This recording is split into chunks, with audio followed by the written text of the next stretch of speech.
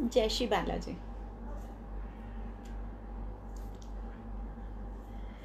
Confidence low है। बहुत सारे लोग बोलते हैं ना कि मैं कॉन्फिडेंस मेरा लो रहता है, कॉन्फिडेंस लूज है, मैं बहुत शाई नेचर का हूँ, मुझ में शाइनेस रहती है। कॉन्फिडेंस को बढ़ाने के लिए क्या करें, कॉन्फिडेंस बूस्ट अप कैसे होगा, हाउ इज पॉसिबल। सबसे पहले तो आप लोगों को ये पता होना चाहिए कि किन लोगों का कॉन्फिडेंस कम है, या उन लोगों को कैसे पता चले कि मेरा कॉन्फिडेंस कम है और मुझे इसको बूस्ट करने की ज़रूरत है। कॉन्फिडेंस बूस्ट करने की कोई मेडिसिन आती है क्या? कॉन्फिडेंस बढ़ाने के लिए कोई दवाई मिलती है? नहीं, क्योंकि आती ही नहीं है। कॉन्फिडेंस बढ़ाने की तो कोई दवाई बाजार में मिलती ही नहीं है। तो कॉन्फिडेंस को फिर कैसे बढ़ाएं? कॉन्फिडेंस बढ़ाने के कोई डॉक्टर होते हैं? कोई ड्रिप होती है? कोई वैक्सीनेशन? कुछ भी नहीं है। फिर लोग काउंसलर से मिलना शुरू कर देते हैं, कॉन्फिडेंस बढ़ाने के लिए वीडियोस देखना शुरू कर देते हैं, मोटिवेशनल बुक्स को पढ़ना शुरू कर देते हैं कि कैसे कॉन्फिडेंस को बढ़ाया जाए। तो कॉन्फिडेंस बढ़ाने के लिए सबसे ज़्यादा जो ज़रूरी है वो है आपका पार्टनर। आपके साथ जो रहता है वही आपको बूस्ट करते हैं, वही आपका मोटिवेशन कम करते हैं, वही आपका बढ़ाते हैं, वही आपको ऊपर लेके जाते हैं। हेलो नरसिंह जी, कैसे हैं आप? You are watching my video, thank you so much. Hello mister Bansal, hi. Then तो अभी हम बात कर रहे थे कि किन लोगों का कॉन्फिडेंस कम होता है, कैसे पता चले।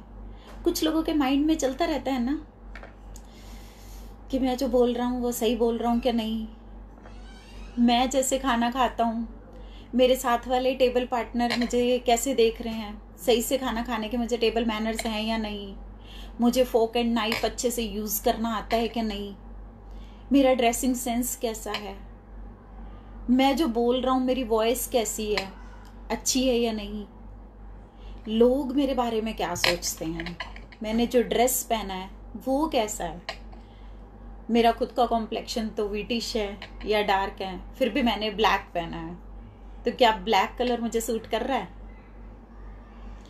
तो वो चीज़ भी अभी, ये जो चीज़ें जब माइंड में चलती है ना कि मुझे ये अच्छा लगता है कि नहीं, ये मैं पहनता हूँ तो सचता है कि नहीं, ऐसा मैं करता हूँ तो लोग क्या सोचते हैं, ये मैं करूँगा तो मुझे कैसा फील होगा, कैसा लोग कहेंगे, तो वो चीज़ें आपके लैक ऑफ कॉन्फिडेंस को दिखाते हैं।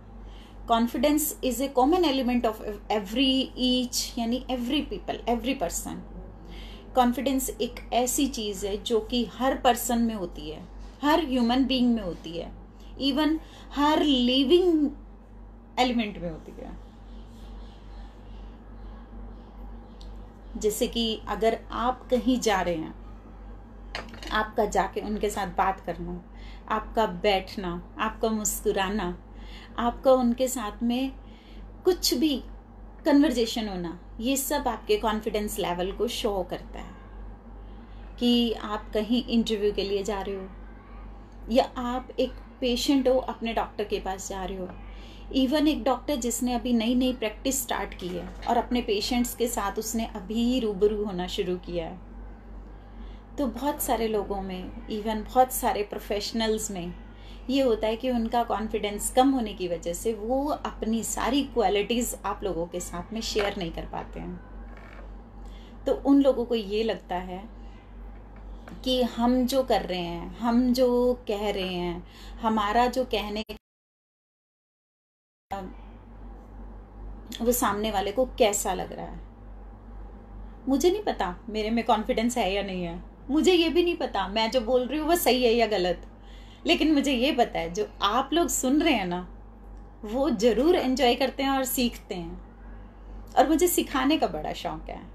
मैं एक डाइटिशियन और काउंसलर के साथ साथ में एक अच्छी सी टीचर भी हूँ। मुझे बड़ा शौक है कि मैं आप लोगों को कुछ सिखाऊं, आप लोगों का कॉन्फिडेंस बूस्ट अप करने के लिए मैं कुछ करूं। कॉन्फिडेंट लोग जो होते हैं ना, उनको सामने वाले उनके सब लोग पसंद करते हैं, इवन उनके एम्प्लॉय उनको पसंद करते हैं। अगर कॉन्फिडेंट आपका बॉस है, आपके ऑफिस में वो आता है, एक प्यार इस उसके हाथों को दिखा रहा है, उसकी एक छोटी सी स्माइल होती है, और वो आप लोगों के साथ, किसी से उसने आई कांटेक्ट किया, किसी से नहीं किया, जब वो एंटर होकर अपने ऑफिस तक जा रहे हैं तो बहुत सारे लोगों का कॉन्फिडेंस उससे बढ़ जाता है। हमारे बॉस आ गए हैं, बहुत मजा आ गया सर को देख के, सर को मिल के। कॉन्फिडेंट लोगों के साथ काम करना लोग पसंद। एक बॉस ही सड़ियल सा है, अंदर एंटर हुआ, बाकी लोगों को एंट्री के साथ भी मजा नहीं आता, अरे सड़ू बंदा आ गया, पता नहीं ऑफिस से कब छुट्टी लेगा, पता नहीं हमारी छुट्टी कब करेंगे। तो वो सब लोग, ऐसा होता है। तो जब आप देखते हैं ना कि कॉन्फिडेंट लोगों को लोग पसंद करते हैं, तो तब आप ये फील करेंगे, तब आप ये रियलाइज करेंगे कि कॉन्फिडेंट लोगों को जब लोग पसंद करते हैं तो आपको भी, आप जब खुद पसंद करना शुरू कर देंगे ना, तो आपको सब लोग पसंद करेंगे। तो आप लोगों को सब लोगों की पसंद बनना है तो सबसे पहले आप खुद को पसंद करना शुरू कर दें। जब आप खुद को लाइक करेंगे, आप खुद के खुद फेवरेट हो जाएंगे, खुद से खुद को प्यार करना शुरू कर देंगे, तो सबसे बड़ा कॉन्फिडेंस बूस्ट करने का एक यही तरीका है। एम आई राइट? हेलो डीएम इंडिया, ये हमारे मीडिया पार्टनर हैं, बहुत अच्छा काम करते हैं हमारे लिए। और देखिए, हर फील्ड के अंदर हमें एडवर्टाइजिंग की, मीडिया पार्टनर की ज़रूरत होती है। मेरे लिए ये मैम काफ़ी अच्छा वर्क कर रही हैं, तो थैंक यू। तो उसके बाद अभी हम जो बात कर रहे थे इस कॉन्फिडेंस के, आपके लो लेवल की, तो वो किन किन चीज़ों से आ जाता है। जैसे कि आप लोगों को डर लगता है रिजेक्शन से। कई बार कुछ लोगों को क्या होता है कि ये होता है, हमने ये काम कर दिया, बॉस ने ये प्रोजेक्ट दिया है, या बॉस ने हमें ये स्टेटमेंट बनाने को दिया, अगर ये रिजेक्ट हो गई तो, अगर ये सर को नहीं पसंद आई तो क्या होगा? अगर ये चीज़ें सामने वाले को पसंद ना आए, रिजेक्शन का डर ही हमारा कॉन्फिडेंस कम करने का सबसे बड़ा फियर है। आप रिजेक्शन से डरना कब छोड़ोगे? रिजेक्शन से डरना छोड़ दो। मूवीज फ्लॉप नहीं होती क्या? तो मूवीज बनना बंद हो गई? साल में जितनी मूवीज रिलीज होती हैं ना, उसमें से 60 to 70% फ्लॉप होती हैं, और 30 to 40% ही हिट होती हैं, और सुपर हिट तो 10 to 20% होती हैं। तो क्या मूवीज बनना बंद हो गई? अच्छा, क्रिकेट खेलते तो सारे कंट्री हैं, जो कंट्री हार के जाते हैं, क्या वो दोबारा अगले साल नहीं? उन लोगों की इंसल्ट हो गई, उनका कॉन्फिडेंस कम हो गया, उनका मोटिवेशन खत्म हो गया कि हम लोगों ने इस बार नहीं जाना। अच्छा, सबसे बड़ा एग्जाम्पल लेते हैं, मूवीज और क्रिकेट तो चलो फिर भी लोग एंजॉय और मस्ती के लिए करते हैं। एक फील्ड जो कि हम में से कोई भी पसंद नहीं करता, लेकिन उस फील्ड के पीछे सारी दुनिया भागती है, आम पब्लिक उस फील्ड को इवन एब्यूजिंग तक करती है, नॉर्मल लोग उसको पसंद नहीं करते हैं, लेकिन उसके बिना हमारा गुजारा भी नहीं है। माइंड में आया किसी के? नहीं आया। पॉलिटिशियंस देखिए आप, हर 5 साल के बाद दोबारा नए नए शुरू हो जाते हैं, और वही पॉलिटिशियन जो हारे हैं पिछले 5 साल के इलेक्शंस में, वो भी दोबारा से फिर अपना झंडा लेके खड़े हैं, फिर दोबारा वही कैंपेनिंग, वही अनाउंसमेंट्स, वही पम्पलेट्स, वही सब कुछ उनका दोबारा से शुरू हो जाता है। तो वो लोग रिजेक्शन से क्यों नहीं डरते? हम लोग एक ही एमएलए को, जिसने 3 साल लगातार हमने जिसको हराया है, वो फिर से खड़ा हो जाता है, एक ही एमपी फिर से खड़ा हो जाता है। जीते हुए को दोबारा जिताएं ऐसी गारंटी नहीं है। रिजेक्शन का डर उन लोगों को नहीं है। करोड़ों रुपए की इन्वेस्टमेंट करने के बाद वो दोबारा फिर आ जाते हैं। और हमने क्या इन्वेस्ट किया है? हम अपनी जॉब कर रहे हैं किसी फील्ड में या बिजनेस कर रहे हैं, हमने इतना क्या बड़ा इन्वेस्टमेंट कर दिया जिससे कि हमारा कॉन्फिडेंस खत्म हो गया। Always you remember, you are only you. You are you. Only you. हमेशा इस चीज़ को याद रखो, आप ही हो, आपका रिप्लेसमेंट कोई भी नहीं है। आपका काम आपको ही करना है। क्या मेरा काम मेरी कुर्सी पे कोई और कर लेगा? लोग बोलते हैं लॉकडाउन है, आपकी ओपीडी नहीं चल रही। आजकल तो आप फ्री है ना, लेकिन पता हमारा डबल काम हो गया है। ओपीडी होती है तो पेशेंट को एक बार अटेंड किया, कुछ ओपीडी आवर्स होते हैं, कुछ फिक्स आवर्स होते हैं, आपने अटेंड किया, उनको फ्री कर दिया। लेकिन जब आपके ओपीडी आवर्स नहीं है, जब आपका फिक्स टाइम नहीं है, तो पेशेंट ऑनलाइन कंसल्टेशन में है, तो पेशेंट हमारे इंडिया से और आउट ऑफ इंडिया से दोनों जगह से होते हैं। तो बाहर वाले पेशेंट का तब दिन होता है जब हमारी रात होती है। अभी तो हम लोग भी 24 आवर वर्किंग में हैं because of this online platform, क्योंकि हर चीज को ऑनलाइन कर दिया है। तो एक ही पेशेंट को 2 बार 3 बार 4 बार करने से भी उसकी काउंसलिंग चलती रहती है।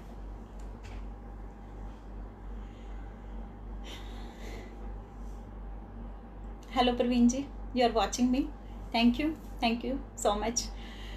देन उसके बाद बारी आती है नर्वसनेस की, स्ट्रेस की, यानी कि आपको जो स्ट्रेस रहता है, जो नर्वसनेस रहती है, किसी भी बड़े पर्सन से मिलने से पहले, किसी से इंटरव्यू से पहले, और कोई नया काम शुरू करने से पहले, नर्वसनेस जो है, this is the block, this is the block, the way of success, the way for success. आपके जो सफलता के रास्ते का एक बहुत बड़ा पत्थर है ये नर्वसनेस, ये स्ट्रेस। मैं हमेशा बोलती हूँ ना, आप अपने स्ट्रेस लेवल को जब इंक्रीज करते हैं तो आपके कार्टिसोल हार्मोन जो है वो भी इंक्रीज हो जाते हैं, और उससे क्या होता है, आपका स्ट्रेस भी इंक्रीज हो जाता है। हाइपरटेंसिव पेशेंट्स का बीपी भी इंक्रीज हो जाता है, डायबिटिक पेशेंट का शुगर लेवल इंक्रीज हो जाता है, पीसीओडी पेशेंट्स के हार्मोनल लेवल इंक्रीज हो जाते हैं।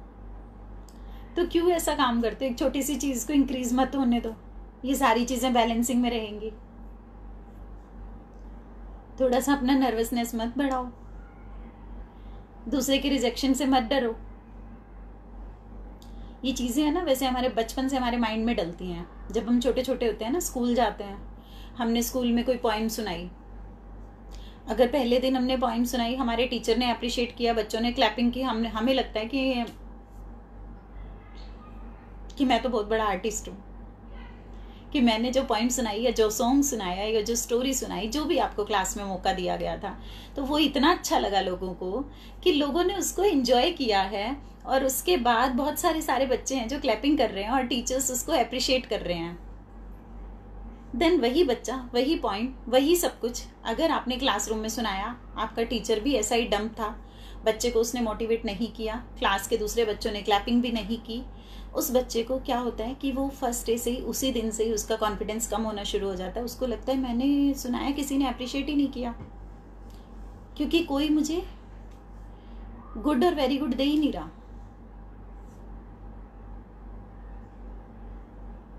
अच्छा नहीं लगा ना किसी को। तो वो बचपन से जो हमारा बूस्टअप होना होता है ना, ये छोटी छोटी चीजें थी जो बचपन में अगर आप कर रहे हो और आपके करने से सामने वाले को पसंद आ रही हैं आपकी वो चीजें, और या नहीं आ रही हैं, उन्होंने क्या एनवायरनमेंट बनाया, जो एनवायरनमेंट आपके लिए वहाँ स्कूल में बना, वही एनवायरनमेंट आपके लिए घर पे बना। आपको वो बूस्टिंग मिली तो आप बूस्ट हो गए, आपको डिमोटिवेट किया गया तो आप डिमोटिवेट हो गए, और आपका कॉन्फिडेंस लेवल आप लोगों ने खुद ही अपने माइंड में बना लिया कि मेरा तो कॉन्फिडेंस है ही नहीं, क्योंकि मेरे में तो काबिलियत ही नहीं है। मेरे में काबिलियत होती तो मुझे उस टाइम पे तालियां मिलती। जब मैं छोटी थी, 8th क्लास का एक छोटा सा, एक आपको रियल स्टोरी बेस्ड एक किस्सा बताती हूँ। मैं 8th क्लास में थी, मेरे एक साइंस टीचर होते थे, प्रेम सैनी सर। उन्होंने साइंस जो हमें पढ़ाते थे, 8th क्लास का एक किस्सा है। Then I was only 12 year old, और वो बात मुझे आज भी जस्ट ऐसे ही याद है जैसे कि मैं अभी भी क्लासरूम में बैठी हूँ और सर मेरे सामने खड़े हैं। उस टाइम पे सर के हाथ में स्टिक था, सर ने अपना चैप्टर कंप्लीट करने के बाद, जैसे आज भी होता है, पहले भी होता था कि किसी बच्चे के कोई डाउट्स हैं तो क्लियर कर लो, और हमारे साइंस टीचर बहुत ही अच्छी साइंस पढ़ाते थे, तो उन्होंने भी उस टाइम पे बहुत क्लियरली, उनका फंडा था कि मेरे जितने स्टूडेंट्स हैं, मेरे, क्योंकि हमारा सेक्शन ए होता था, उनको ये था कि सारा टॉपर्स बैच है और इन बच्चों में अगर किसी का कोई भी डाउट है वो रहना नहीं चाहिए। तो उन्होंने क्लास में बोला सबको, किसी का कोई डाउट है? जैसे आप लोग कहोगे कि मैं ऐसे ही बोल रही हूँ, मैं क्लास में टॉपर थी, हमेशा पूरे स्कूल में टॉपर रही हूँ, 4 सेक्शन से, चारों सेक्शन में हमेशा टॉपर रही हूँ, जब तक स्कूल में पढ़ी हूँ तब तक भी। और सर ने बोला किसी का कोई डाउट है? मैंने देखा कि जो चैप्टर मुझे पढ़ाया था, मुझे उसमें से एक वर्ड समझ में नहीं आया था कि इसका रियल मीनिंग क्या है, मतलब हाँ 50-50 क्लियर था। और मुझे आदत भी थी कि जो भी चीज़ें नहीं समझ में आती तो वो पूछ लेनी है। लेकिन क्लास में उसी दिन, सेम डे, हमारा जो पहले दिन टेस्ट हुआ था, वो टेस्ट हम लोगों को वापस मिले थे, मार्क्स मेरे उसमें फुल आउट ऑफ फुल थे। तो वो डाउट लेते हुए मैंने शाई फील किया कि अभी 20 आउट ऑफ 20 आपके मार्क्स का, आपको टेस्ट सीरीज का वो टेस्ट अभी मिला है और आपके लिए क्लैपिंग हुई है क्लास में, और अभी आप बोलोगे कि ये टॉपिक का ये वर्ड मुझे समझ में नहीं आया, तो पूछते हुए थोड़ा सा शाई फील कर रही। तो मुझे लगा कि मैं रिसेस में जाके सर से ही पूछ लूंगी। सर को मेरा फेस देख के आइडिया हो गया कि पूजा को कुछ डाउट जरूर है और वो क्लास में क्यों नहीं कंफर्म कर रही। सर ने मुझे दोबारा से स्टिक अपना दिखाया और ऐसे बोला, बेटा खड़े हो जाओ, आपको समझ में आ गया कोई डाउट? मैंने कहा नो सर, मेरे फेस को देख के पता चल रहा था मैं झूठ बोल रही हूँ। सर ने बोला फायर लाइन, सच क्यों नहीं बोल रहे आप बताओ आपको क्या समझ में नहीं आया? तो वो इतना इनिशियल वर्ड था, मुझे पता था जैसे ही मैंने वो वर्ड बोलना है तो पूरी क्लास ने हंसना है। मैंने बोला सर मुझे ये समझ में नहीं आ रहा, वही हुआ, क्लास वॉज लाफिंग। मेरा मुंह तो लटक गया, नेचुरल है। अभी जो क्लास में टॉपर है, फुल आउट ऑफ फुल का टेस्ट का लेके बैठी है हाथ में, और उसके लिए क्लास हंस रही है कि उसको नहीं आता है। सर ने बोला हंसने दो, आप इनको देखो सब कुछ, फर्स्ट रो से लेके लास्ट रो तक। मैंने कहा सर मेरी इंसल्ट हो रही है, ये मुझे ये वर्ड मैं आपसे रिसेस में आके पूछ लेती, आपने मुझे पूरी क्लास के बीच में खड़ा कर दिया। सर ने बोला क्लास में बेटा बच्चे कितने हैं? मैंने कहा सर 40 स्टूडेंट्स हैं। सर ने कहा आज आप कितने बच्चों के सामने प्रूव हो गए हो कि आपको ये नहीं पता? मैंने कहा सर 39 के सामने 40 में हूँ। सर ने कहा आज 39 स्टूडेंट के बीच में ये प्रूव हुआ है कि पूजा को ये नहीं आता, इज इट रियल? मैंने कहा यस सर। सो सर ने मुझे ये बोला कि आज आप ओनली 39 लोगों के बीच में इस एक चीज़ को लेके प्रूव हुए हो कि आपको ये चीज़ नहीं आती, लेकिन अगर आपकी फ्यूचर में ये आदत बनी रही या ये वर्ड आपने मुझे नहीं क्लियर होता तो लाखों नहीं, करोड़ों नहीं, जैसे कि देश की जितनी जनता है 120, 30, 35 करोड़, जो भी देश की जनता, आप सभी लोगों के सामने आप इस वर्ड के लिए हमेशा इलिटरेट रहोगे। आपको क्योंकि उसका मीनिंग नहीं पता, आपने हमेशा यही बोलना है मुझे पता है। आप में वो हिम्मत, वो हौसला आना ही नहीं है। आज 5 या 10 लोगों के बीच में बुद्धू बन के आप हमेशा के लिए इंटेलिजेंट बन सकते हो। ये बात भले ही बहुत छोटी सी है, ये किस्सा भले ही छोटा सा है, लेकिन मेरे माइंड के ऊपर एक स्टैंप की तरह उस टाइम पे ये लगा कि आप किसी से कुछ भी पूछना चाहो, वो छोटा हो या बड़ा हो, उस टाइम पे अगर आपको कोई बुद्धू भी कहता है, पर आप हमेशा के लिए उस चीज़ के लिए अवेयर हो गए, उस टॉपिक के लिए अवेयर हो गए। वो वर्ड आपके लिए बहुत नॉन टू हो गया, बहुत फ्रेंडली हो गया, और आप लाइफ में उस वर्ड को नहीं भूलोगे कभी। मुझे इस चीज से बहुत अच्छी एक लेसन मिला मुझे। तो आप लोगों को भी मैं हमेशा यही कहना चाहती हूँ, यू आर यू। देन आप लोगों को अपने आप को समझना है, अपने आप का हर जगह पे आपने पूरा अपने आप को बूस्टअप रखना है, रिजेक्शन से नहीं डरना है, छोटी छोटी चीज़ों को आपने माइंड में रखना है। शाइनेस अगर आपके अंदर है तो आप दूसरे के साथ शेयर मत करो कि मुझे शाइनेस रहती है। आपको रिजेक्शन से डरना नहीं है, आपके टॉपिक कंफर्म होने चाहिए, आपको बाहर जाके किससे क्या बात करनी है, आप सामने वाले से बात करते हुए उसके साथ आई कांटेक्ट बना के बात करो। नजरों से नजरें पूरी मिला के आपने बात करनी है। आप में कॉन्फिडेंस नहीं है तो भी सामने वाले को फील ही नहीं होगा कि आप में कॉन्फिडेंस नहीं है, क्योंकि आप आंखों से आंखें मिला के बात कर रहे हो। कॉन्फिडेंट पीपल ही कर सकते हैं ये बात। आप बात करते हुए अपने चेहरे पे एक स्माइल रखो, और फिर भी आपको लगता है कि ये सब चीज़ें पॉसिबल नहीं है, तो आपके शहर में बहुत सारे ऑर्गेनाइजेशंस होते हैं, ग्रुप्स होते हैं, प्लेटफॉर्म्स होते हैं, क्लब्स होते हैं। आप उनमें से कोई भी एक या दो, जहां आपके नॉन टू थोड़े एक दो फ्रेंड्स या कोई रिलेशन, कोई रिलेटिव, कोई ऐसा कोई जिसने ज्वाइन कर रखा हो, उसके साथ में आप ज्वाइन कर सकते हैं। फीमेल्स तो किटी पार्टीज वगैरह ज्वाइन कर सकती हैं, तो वो प्लेटफॉर्म आप ज्वाइन कर सकते हो। अपने कार्टिसोल हार्मोन को बढ़ने मत दो, अपने स्ट्रेस को बढ़ने मत दो। क्यों बनूं मैं किसी और के जैसा, क्यों बनूं मैं किसी और के जैसा, जब जमाने में कोई मुझसा नहीं। ये चीज़ें आपने ध्यान रखनी है, इन्हीं चीज़ों को आपने गौर करना है और वीडियोस को आगे शेयर करना है। जब भी आप वीडियो देखते हैं, ये अवेयरनेस के लिए जो वीडियोस हम बनाते हैं, इस लॉकडाउन पीरियड के अंदर भी हम आपके लिए हमेशा लगे हुए हैं, तो आप इन वीडियोस को नेक्स्ट टू नेक्स्ट आप इनको शेयरिंग ज़रूर करें। और ये जितनी शेयरिंग आप करते हैं उतनी ही अवेयरनेस बढ़ती है। ये जो आज का टॉपिक था, ये किसी एक पर्सन से रिलेटेड नहीं है, बहुत सारे लोगों को बूस्ट की ज़रूरत है, बहुत सारे लोगों को। और इसके बूस्ट के लिए कोई वैक्सीनेशन भी नहीं है। जो ये बूस्ट है, ये स्माइल से ही ठीक होता है। ये बूस्ट आपको इस स्माइल से ही मिलता है। ध्यान रखें। Keep sharing, keep watching. Okay, bye bye.